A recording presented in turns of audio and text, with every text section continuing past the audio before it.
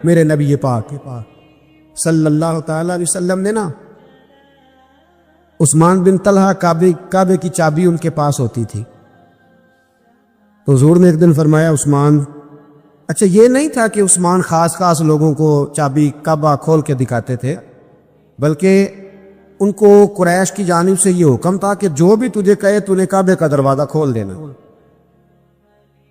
نبی پاک علیہ السلام نے نا ہجرت سے 2-4 دن پہلے کہا کہ عثمان ذرا چابی دو، میں نے کعبہ اندر سے دیکھنا ہے۔ بڑے ٹھنڈے دل سے ذرا سننا، ادھر دیکھو میری طرف، ادھر دیکھیے گا ذرا میرے بھائی۔ میں نے ایک بندے سے کہا یار پانی کی بوتل دینا دکاندار سے، ایک ہے اس نے کہہ دیا نہیں میرے پاس۔ اس بات کا کوئی غصہ بولیے، اور اگر وہ کہے سارے زمانے کو ملے گی آپ کو نہیں دینی۔ عثمان بن طلحہ سے حضور نے فرمایا دروازہ کھولو، کعبہ دیکھنا ہے۔ عثمان کہنے لگا میں ساری دنیا کو دکھاؤں گا، آپ کو نہیں دکھاؤں گا۔ کتنی سخت بات ہے، پر قربان جائیں رسول اللہ کے حوصلے پہ صلی اللہ علیہ۔ عثمان کہتے ہیں میں نے یہ بات کی تو نبی پاک مسکرانے لگے، اور میں اچھا نہیں دینی، تو حضور نے نا مسکرا کے اور میری کمر پہ تھپکی دی، فرمایا اچھا یاد رکھنا یہ چابی میں تجھ سے لے لوں گا، اور جس کو میرا دل کرے گا میں اس کو دوں گا۔ عثمان کہتے ہیں روز رات کو نبی پاک کے یہ جملے میرے کانوں میں گونجتے تھے کہ حضور نے فرمایا۔ کہتے ہیں جس دن پتہ چلا نا نبی پاک 10,000 کا لشکر لے کے آ رہے ہیں، تو ابو سفیان میٹنگیں کر رہے تھے، مکے کے سارے سردار تیاری کر رہے تھے، اور میرے کانوں میں ایک ہی لفظ تھا کہ حضور نے فرمایا میں چابی لے لوں گا، پھر جس کو میں چاہوں گا اسے دوں گا۔ عثمان کہتے حد ہو گئی، وقت گزر گیا، حضور آ گئے، طواف فرمایا، اور طواف کے بعد میرے نبی پاک علیہ السلام نے فرمایا بلاؤ نا ذرا عثمان کو۔ عثمان کہتے ہیں میں چابی لے کے آیا تو دوسرا جملہ کوئی نہیں۔ نبی پاک صلی اللہ علیہ وسلم کی احد کے دن خواہش یہ تھی کہ اندر رہ کے لڑنا ہے۔ جوان صحابہ نے کہا باہر جا کے لڑائی کرنی ہے، حضور نے باہر جا کے جنگ کی، بظاہر مسلمانوں کو شکست ہوئی۔ حضور نے ایک دفعہ نہیں کہا کہ میں نے تمہیں کہا نہیں تھا اندر رہنا ہے، بس ہو گیا جو ہو گیا۔ اب اس میں فٹافٹ اگلے کو حوصلہ دو، کوئی حرج نہیں یار۔ نبی پاک سب بولیے صلی اللہ علیہ وسلم، میرے حبیب پاک علیہ السلام نے نا کہا عثمان کو بلاؤ۔ عثمان آئے تو عثمان کہتے میں نے چابی دی تو میں تیار تھا کہ اب میری بات ہوگی اور رسوائی ہوگی، لیکن کہتے ہیں قربان جائیں مصطفیٰ نے تو یہ جملہ بھی نہیں کہا کہ میں نے تجھے کہا نہیں تھا، یہ بھی نہیں کہا۔ حضور نے چابی لی، کعبے کے بت صاف کیے، نماز پڑھی، واپس آئے، فرمایا عثمان میرا وعدہ تھا تیرے ساتھ کہ جس کو میں چاہوں گا چابی دوں گا، یہ لو چابی میں تجھے دینا چاہتا ہوں، لے لو رکھ لو۔ عثمان کہتے ہیں وہ چابی نہیں میرے طرف آ رہی تھی، میری طرف ایمان آ رہا تھا، وہ چابی نہیں آ رہی، ایمان آ رہا تھا میری جانب۔ کہتے ہیں میرے ہاتھوں میں چابی آئی اور میری زبان پہ کلمہ توحید جاری ہو گئے۔ لیکن میرے نبی پاک علیہ السلام نے چوتھے دن کھجور کھائی، سرکہ کھایا ہے، اور موٹے بان کی چارپائی پہ آرام کیا۔ حضرت عمر نے کہا حضور کتنی تکلیف ہے؟ فرمایا عمر کوئی تکلیف نہیں، تھوڑا سا تو وقت ہے، جنت میں جائیں گے، ساری نعمتیں اللہ نے ہمارے لیے تیار کی ہوئی ہے۔ حضرت عائشہ صدیقہ رضی اللہ تعالیٰ عنہ فرماتی ہیں ایک عورت تھی اور اسے نبی پاک صلی اللہ تعالیٰ علیہ وسلم نے نا وہ کلمہ پڑھ کے مسلمان ہوئی، مدینہ طیبہ آ گئی، تو حضور نے مسجد نبوی شریف میں اس کے لیے مکان، ایک سادہ سا کمرہ ساتھ مسجد کے بنوا دیا، وہیں رہنے لگی۔ اکثر وہ سیدہ طیبہ کے پاس آتی تو حضرت عائشہ صدیقہ رضی اللہ تعالیٰ عنہ فرماتی ہیں وہ بڑی باتیں سناتی، اور آخر میں کہتی وہ ہار والا دن بھی بڑا عجیب دن تھا، اور میرے رب کی قدرتوں کا دن تھا، وہ بھی بڑا عجیب دن تھا۔ سیدہ عائشہ صدیقہ رضی اللہ تعالیٰ عنہ ایک دن فرمانے لگی کہ تو ہار والے دن کا بڑا ذکر کرتی ہے، وہ کیا دن تھا؟ تو خاتون کہنے لگی اماں جی وہ دن تھا جب میرے رب پر بھروسہ اور مضبوط ہو گیا، جس دن میرا اپنے رب پر توکل اور بڑھا، میرے ایمان میں یقین میں اور پختگی آئی۔ کہنے لگی میں ایک گھر کی کنیز تھی، نوکرانی تھی، اس گھر میں ایک بچی تھی جس کے پاس سونے چاندی ہیرے جواہرات کا ہار تھا۔ اس زمانے میں نا چمڑے کے اوپر لوگ ہیرے جواہرات لگاتے تھے، کئی دفعہ سرخ رنگ کے چمڑے پہ لگائے جاتے تھے، وہ بچی پہنتی تھی، تو کہتی ہوں بچی کے اس نے اتار کے رکھا یا اس سے گرا وہ ہار، تو چیل اسے اٹھا کے لے گئی گوشت سمجھ کے، اور میرے سامنے اٹھا کے لے گئی۔ گھر والوں نے مجھ سے پوچھا، یہ بخاری میں موجود ہے، گھر والوں نے پوچھا مجھ سے کہ وہ ہار کہاں ہے، تو میں نے کہا چیل اٹھا کے لے گئی۔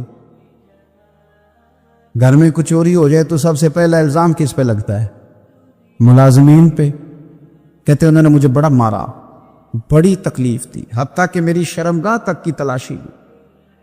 میرے نبی پاک صلی اللہ علیہ وسلم نے فرمایا، سن لو، اگر سینگ والی بکری نے بغیر سینگ والی بکری کو تکلیف دی ہوگی نا، تو قیامت کے دن اسے بھی بدلہ دینا پڑے گا کہ تیرے پاس سینگ تھے اور تو نے اسے مارا تھا۔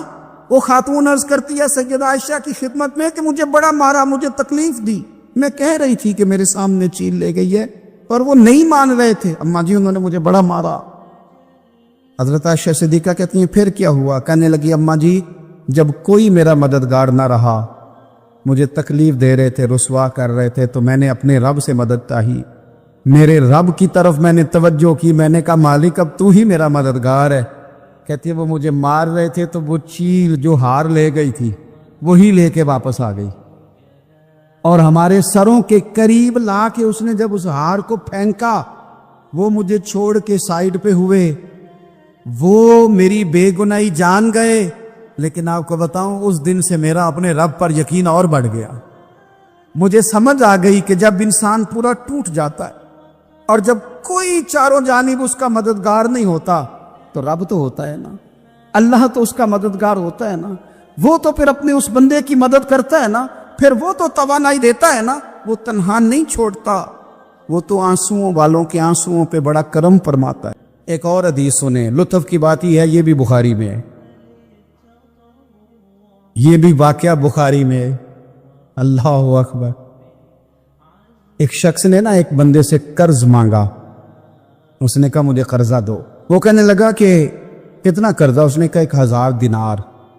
دینار سونے کا ہوتا تھا، درہم چاندی کا ہوتا تھا، 1000 دینار چاہیے۔ اس نے کہا کوئی گواہ ہے تیرے پاس؟ غریب کا گواہ بھی کوئی نہیں بنتا۔ اس بندے سے اس نے کہا، اگرچہ وہ نیک بندہ تھا، اس نے کہا یار 1000 دینار دے دو، تو کہنے لگا کوئی گواہ ہے تیرے پاس؟ وہ کہنے لگا غریبوں کا گواہ کون ہوتا ہے؟ ہاں ایک گواہ ہے۔ کہا کون؟ کہا میرا رب، وہ تیرے اور میرے بیچ گواہ ہے۔ اس نے کہا کوئی کفیل، اگر تو پیسے نہ دے سکے تو وہ بعد میں دے دے، یا تجھے کچھ ہو جائے تو وہ دے دے۔ اس نے کہا کفیل بھی میرا اللہ ہی ہے، میرے پاس اگر ہے تو رب کریم کا نام ہے، اگر اعتماد کر سکتا ہے تو کر لے۔ بندہ نیک تھا، اس نے کہا رب کے نام پہ، رب کی کفالت پہ، اللہ کو گواہ بنا کے میں تیار ہوں تجھے 1000 دینے کو۔ اس نے 1000 دینار دے دیا، وقت واپسی کا طے ہو گیا، وہ چلا گیا پیسے لے کے۔ اس نے پوری محنت کی کہ میں نے وقت پہ پیسے لوٹانے، پوری محنت بھی کر لی، اللہ نے مدد بھی کر دی، پیسے بھی اس تاریخ کو اسے مل گئے۔ بعض لوگوں کا تو لوٹانے کا دل ہی نہیں ہوتا۔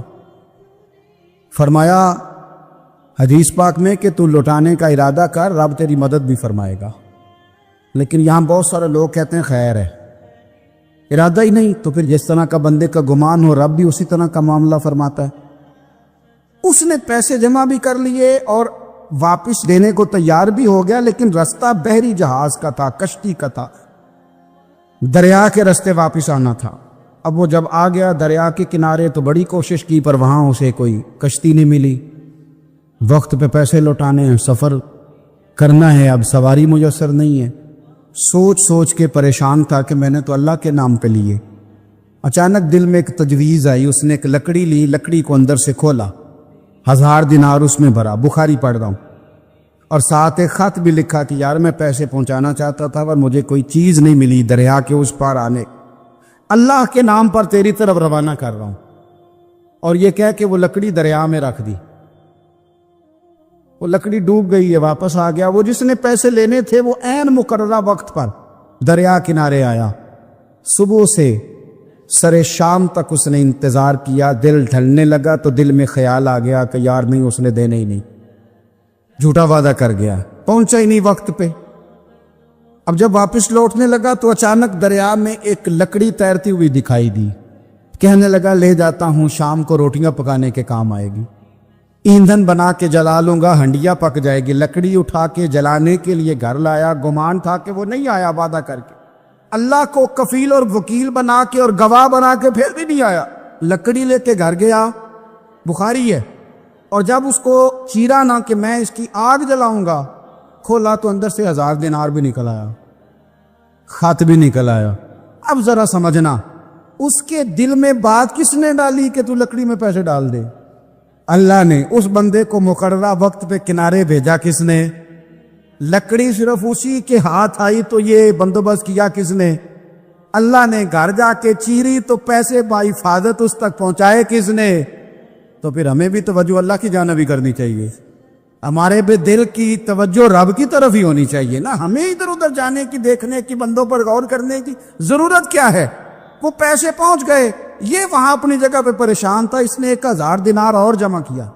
پھر دوبارہ ایک دن دریا کنارے آیا، کشتی مل گئی، بیٹھ کے اپنے اس بھائی کے پاس آیا، کہنے لگا دیکھنا مجھ پر بدگمان نہ ہونا، پیسے اس تاریخ کو بھی جمع کر لیے تھے، دریا پہ آیا تھا پر کشتی نہیں ملی تھی، پھر میں نے نا لکڑی میں ڈال کے خط ڈال کے تیری طرف بھیج بھی دیے تھے، لیکن آج میں پھر لے کے آ گیا ہوں۔ وہ کہنے لگا خوش ہو جا، جس رب کو تو نے میرا اور اپنا گواہ بنایا تھا اس رب نے میرے تک پہنچا بھی دیے ہیں۔